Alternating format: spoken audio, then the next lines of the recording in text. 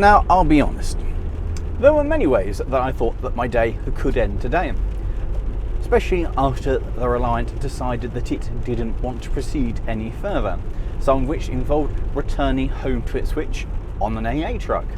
Others involved hanging out with the guys, going around in one of their cars, or possibly having a hire car. And although, yes, we've gone with option C, we very much skipped out the car part. You see, I'm in a Ford Transit. I think it's about the most modern thing I think I've ever touched. Well, certainly in the last month. And to say that there is a slight difference between this and the Reliant would be an understatement. The most notable thing of that may not actually be the fact that it has four wheels, but the fact that I can hear myself think in it. And I can also not panic. The Reliant so far has been an entirely terrifying experience. If I haven't been worried about turning it over, I've been worried about the temperature gauge going sky high, or what does that worrying yellow light mean on the dash? Oh wait, it means I've got no oil pressure. Oh good, I'm about to lose my engine. I wouldn't say it's particularly relaxing. Now, this may be not in the spirit of the event for many reasons. Numero uno, it has more than a 1.4 litre engine. Numero dos, this costs significantly more than £500. And yes, I appreciate that by this point the Reliant is also significantly more than £500. But I don't really feel that this one is in the spirit of the event. The big question now, of course, is, what happens next? What's wrong with the Reliant? I don't know. What does it mean for the Reliant? I don't know. Is the Reliant going to be fixed? I don't know. I have absolutely no idea. They've said they're going to squeeze it in and look at it tomorrow, hopefully in the morning, so I can talk to my friend over at CHG and look at getting some spare parts for it, and hopefully get those sent over. So by the time that we finish LMMons, the car should have a clean bill of health, ready to drive back home again. That's the hope anyway. I'm not sure though. The other option is that they go, no, it's knackered, the engine has now eaten itself due to the lack of oil pressure and the fact that you persevered. So I'll go home on a trailer, or at least I'll send the Reliant home on a trailer. But I hope that other guys have had a good trip, and I'm not really looking forward to the ribbing I'm going to receive when I pull up at the accommodation in this.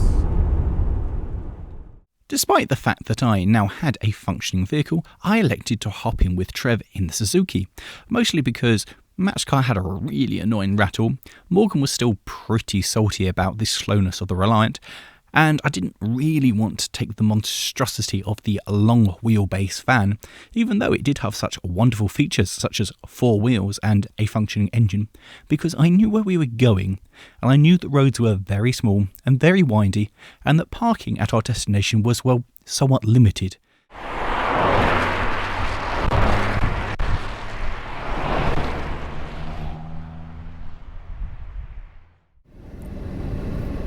What a glorious morning to be stuck in traffic. Admittedly, my first thoughts as we started out and got our first real looks at our surroundings in the daylight was a strong desire to be driving my own little car. But as the tarmac ribbon in front of us got more and more tangled, rising and falling, cutting left and right, I realised that perhaps this was not the terrain of a little 3-wheeled machine, and how much nicer it was to be able to sit back and enjoy the scenery, and not have to panic that I was about to enter a corner too fast, or perhaps hit a pothole or bump in said corner, and be forced to experience the world from an angle 90 degrees to what I'd expect. The road was an absolute delight. Not somewhere to travel fast, but somewhere to just enjoy driving, with winding roads in the shadows of mountains and hills, weaving and bouncing to and fro, with drops appearing out of nowhere alongside us, revealing the most glorious and romanticised of all English views. Rolling hills and quaint little villages made of stone. This was truly the England that inspired folklore and stories. This was the England people dreamt of. This was certainly the destination for a driving holiday. We had decided way back when planning Lemons that doing a team activity, namely summiting a mountain, would be something good for us all to do, and something for us to look back on with a sense of pride and achievement, rather than our last adventure in the first Lemons, where we started to climb and realised it was quite a long way up. And the RAF, well, they put on a bit of a show for us too.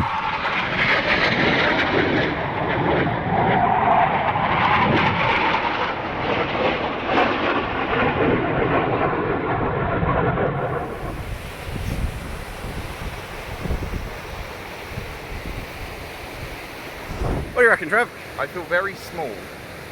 Yes. It's a large landscape, isn't it? Yes. I love water. I love flowing water. Do you want to go down it? Yeah, I do want to go down it. Alright, off we go. The first part of the climb is steep, but as the path crisscrossed its way up next to a waterfall, with each step the view of the valley got better, pushing us onwards. Each time we paused to catch our breath, we are absolutely floored by the beauty of what laid before us, and it wasn't long with the steepness of the climb that our little cars were completely out of sight. Upon reaching the top, we were rewarded with our first real views of Scafell itself. Yes, we very much did have to climb a hill just to be able to see the mountain we wanted to summit. And as we pushed on, we arrived at a lake nestled in the foothills of mountains, yet still on top of the world. The whole area had a very Arthurian feel to it. At every moment I half expected to see knights of old approaching, ready to vanquish some foes. Up here, save the torrents of other tourists, it felt almost untouched by human hands. The whole atmosphere of being away from modern life was invigorating. The scenery was just outstanding, and whilst rain had been forecast, it kept missing us, blowing to either side of the valley, and as we began our ascent of Scafell itself, it gave rise to some of the most beautiful rainbows across the unspoilt world, which bolstered our spirits. It was just wonderful. But of course, this is LMM, and even this lovely walk couldn't go well for too long. It's a bit slippery here. Can you tell which one of us has had a slight slip? Yeah. I look like I've been through a war. You do. You look like you had a proper fight.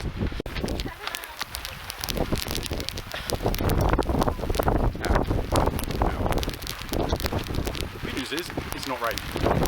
Bad news is, it's hailing. Having learnt my ability to administer first aid was, well, somewhat dubious, we debated what to do next. The idea had already been discussed of possibly sending two of the party the quick way back, and so it was decided that Matt, though very lucky because he was still walking, should probably take the quicker and safer way down, and me and Morgan would rapidly ascend, descend, and go the entire long way round to collect two of the three cars, drive the hour and a half around the mountain to go pick up Matt and Trev. So, welcome to the Starlet. I have got cake. I'm going to eat my cake, and then we're off to go pick up the wounded Matt and the exhausted Trev. So, work out how to drive the Starlet. Morgan is behind me in the KA, and we have successfully made it down. It's been lovely. We got caught in the rain a couple of times, but we are dry. So here we go. After me and Trev have been rescued, we all slump back to the accommodation for a well-deserved rest. I was still carless, and Morgan decided that the best way to make me feel better about my missing vehicle was to take me for a trip in his so-called superior vehicle. So we're on a rescue mission, because down here, yes, there is a Swift that's come off the side of the road, and he's got himself stuck. He has managed to beach the car, so we're going to come and give him a push. Yeah, Trevor's found the ditch. Luckily, he's ridden tow on him. I knew this would happen. Right, Trev, you backwards and steer out of the ditch. Morgan, backwards is your... Backwards, take it straight and go, and give it everything. Everything you got, everything you got, everything you got.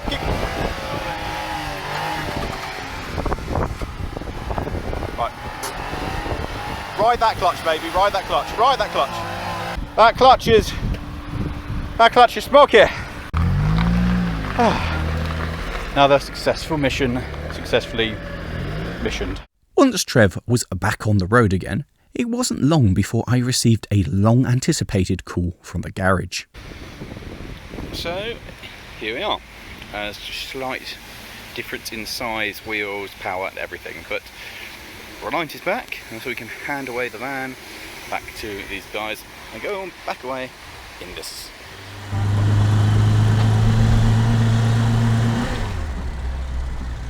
Right. Oh God. I'll be honest.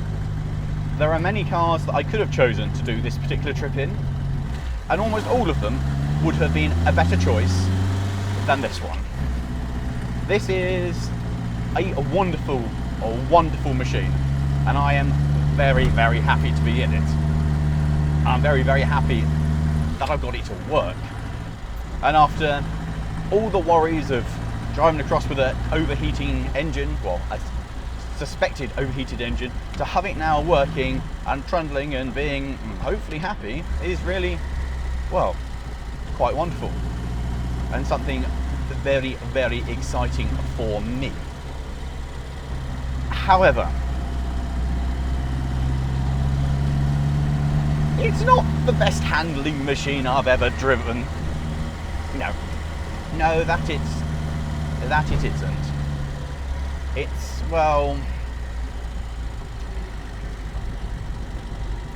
I'm not going to say unpleasant, because it's really fun to drive,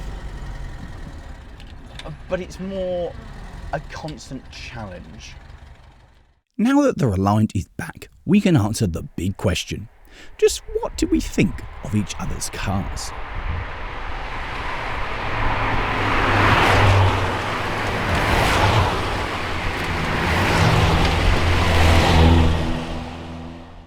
I love the back end of the Swift so much. It is a glorious car.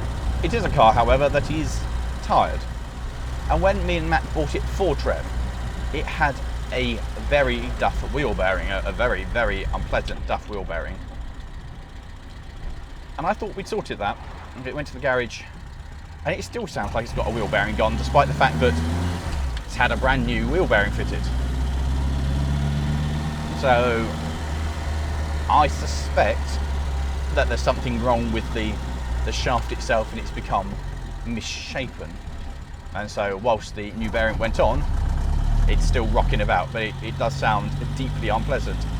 And it's a real shame, because me and Matt tried really hard looking around for a car that Trev would enjoy. And all Trev's done is found all the things that are wrong with it, and it's disappointing, because we thought, oh, he's going to really enjoy this little thing. And unfortunately there's enough wrong with it that it's spoiling his enjoyment. But I love it. It's one of those things that after Lemons, I'm going to look very carefully at it before it goes, and see whether or not I would like to keep it as my little daily, because it runs on E10, and nothing else I own runs on E10, which is making driving around at the moment horrendously expensive. Oh, the Swift. Now, if the Swift was in good condition, I would really like that. That's got a low seating position, the steering wheel's in the right place, gear shift's in the right place, you can heel and toe with it. It's got a super zingy engine, which is a lot. It doesn't have any power, but it just wants to rev and rev and rev, and that's what you kind of want. So where Trev's car's good, my car's bad. Where my car is good, Trev's car is bad. So like the suspension on his car is absolutely shagged. It is so crashy, and you feel every single lump and divot in the road. And it does not ride well at all. And so that brings me on to the only other Lemons car I would have here today. And that is, of course, Trev's Suzuki Swift. Now, it might just be a little bit of bias because, well, we kind of bought it for him, but I adore those things. It was actually one of the cars I was looking at to do this trip in myself. Only I was hunting for the GTI version, which has a 16-valve 1.3 engine. And I imagine it's very much like this because it generates about 100 horsepower and has all kinds of crazy race technology on there, like hollow camshafts and the like, and those things are just fantastic. Trev's, however, is not that. Trev's is the base model engine, which is the 3-cylinder 1 litre, the G10, and it's a bit anemic. It's about 50 horsepower. Being a light car, it's kind of enough to get it going, but it's never going to do any serious speed. And, well, I'll be honest and say the worst thing with Trev's car is just how unloved it's been for so long. It's a very tired car. There's a lot of clatters, knocks and bangs and grinds and scrapes, and all the suspension doesn't really feel connected when you wiggle it about. So it's kind of tragic, really. The Starlet, we've already seen the Starlet on the channel for a long time. I've driven the Starlet on many an occasion, and we know the Starlet is a good all-round performer. It drives well, it handles really well, it's fairly comfortable to be in, it's pretty eco, it looks stunning now it's been painted. Starlet's a good little car, and if anything, a car that was bought in the spirit of being Lemons has now evolved throughout the course of, well, I guess almost, 2 years, 1.5 years, something like that, to be a car that really is too good to be a Lemons car. And the other day I got to drive it and hum around on these roads, and it is a superb car. Because I think that's the big thing. I would rather drive any other one of the cars on Lemons around these roads. I'd rather have the Rato out of all of them. This is the car that I want to own, and the one that I'm really enjoying and I love the looks of, and I think it looks the best, and it's the weirdest and the most fun. But I have to work so much harder, and the Starlet is the superior car here. The Starlet is the one true Lemons car, the one that was bought for the event and has made it. And it really is a shining example of what you can buy. The Starlet's my favourite car of the trip. It's got 100 horsepower. It's very similar to my 106 that I had in Wales. It's very lightweight, got 100 horsepower, got really good tyres on it. So he's got just full confidence going into all these corners, whereas I've just got some eco tyres on the rally cat. Oh, Jesus! Cattle grid. Anyway. I am torn between the KA and the Starlet, but I'm really going to go for the Starlet. I've known that car now for long enough, and it is a very good little car, and Matt's put a lot of effort into it, and it's just reliable. It works great. Yes, it could do with more power. It's not a proper Glouser, but he's done so well trying to get it to look the part. Now it just needs to act the part. Why do I also like the KA? I actually kind of like the Ford KA. I have no massive hatred against it. It is, for me, before the time when Ford completely lost the plot and started making rubbish vehicles. It is also a very similar car to the Suzuki. It is a car, and that's mainly what its main sort of idea is, to get people mobile, but it's also comfortable. It has mod cons. I kind of like the styling. It's very easy to drive. The 1.3 litre engine in most of the base models is very peppy. Yeah, I don't really like the fact that you've got metal on the inside. That was a design choice, clearly. But I do kind of like them. And I think they're an endangered vehicle. There's less and less of them because they rot. They rot like old fruit. It's like so many Fords of that era. The 40th vehicle that we bought for Morgan as a punishment for buying 3 Fiats and getting nowhere with any of them. It's not bad. Well, everybody moans about the KA and how terrible it is, and it's not a car that I like. I don't want it. I don't want to drive it. I don't want to have it. But it's fine. It keeps up. It drives well enough. It's just a good run-of-the-mill car. Doesn't look anything special, and it isn't anything special, but it's not really bad. And having the white wheels on it has really just made it pop a little bit. It's made it stand out from something you just don't notice to actually giving it a second glance. I don't think we'll be holding on to it, and I have no desire to ever own one, but I think Morgan has actually enjoyed it far more than he'll ever let on. to Ford KA. I mean, literally, I don't know what I can say to it beyond that. It's one of those cars which I've always absolutely despised. It's not objectively a bad car. It's light, it's manoeuvrable, they're very economical, and they're one of the cheapest cars in Britain you could get at the time, but they're nothing special, and I think that's the biggest crux of the reason why I can't rate it at all on this trip. Sure, he's basically got the second quickest and second best handling car here, but it's just so dull. I mean, the colour doesn't help it. It's like you could have almost had a sporty red, but you just went for like old wino mom red. It's just a bit... Oh, I can't think of more than about 10 words to describe it, and that really tells me just how bland it truly is. Lawrie's car. It's not a car, is it? So he's already failed there. He's already blown out of budget. It's just been a constant source of problems on this trip. It's broken down. He's had to get a replacement. He's went way over budget on it. The NVH levels of that car are so bad. It is unbelievable. You cannot, like, 50 miles per hour is so terrifying in that car. It's just, I don't know what he was thinking, and we have to keep slowing down for him so he catches up, and and he's like, oh, it'll be great, oh, I love it so much. Does my bloody head in that, man. The one car which somehow managed to get a worse colour than the 4KA is, of course, the Reliant. Again, what am I supposed to say?